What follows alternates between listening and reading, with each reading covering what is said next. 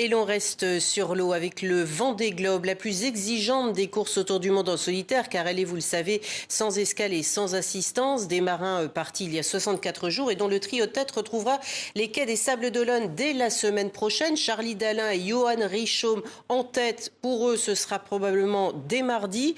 Pour le troisième sur ce podium, a priori Sébastien Simon, eh bien ce sera sans doute avec quelques heures plus tard que ce duo de tête. Écoutez, où en est Sébastien Simon et son état d'esprit? Là, je suis dans le sud des Açores. Je vais contourner la zone interdite par l'est.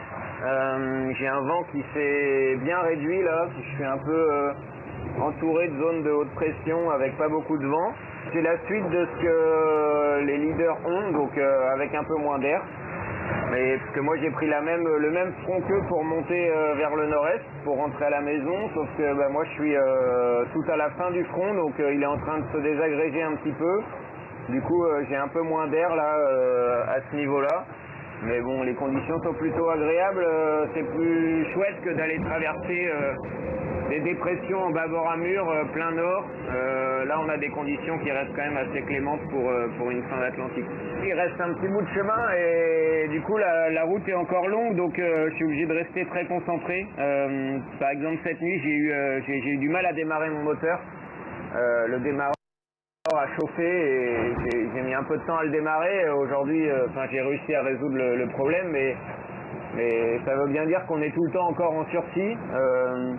Les bateaux, ça fait 2 mois qu'ils naviguent, un peu plus de 60 jours, donc ils ont été bien sollicités.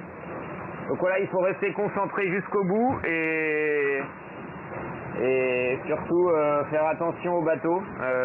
Voilà, c'est le plus important. Et après, je vais essayer de profiter aussi de ces derniers jours, me faire plaisir.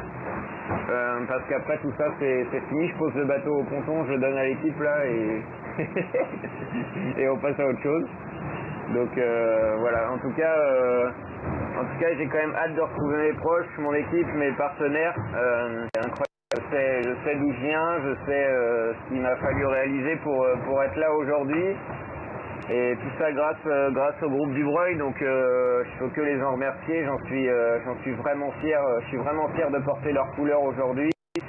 J'ai vraiment envie de les emmener sur la 3e marche du podium de ce Vendée Globe 2024. Et puis voilà, c'est beaucoup de fierté aujourd'hui et comme je le disais, c'est au-delà de nos objectifs, donc on peut en être vraiment fier. Et la course a été d'une intensité folle et je pense que ça a été plus une régaline qu'une aventure aujourd'hui. Donc voilà, je pense que et la relation et la confiance avec la famille du Breuil y a joué pour beaucoup aussi, parce que à mon avis c'est aussi une histoire de confiance pour réaliser et réussir des projets comme ça, en plus montés très tardivement, il y a seulement 1 an et demi, donc aujourd'hui se voir sur le podium du Vendée Globe, c'est quelque chose d'assez fabuleux. Voilà, Sébastien Simon depuis l'Atlantique, il est en train de remonter vers les Sables d'Olonne.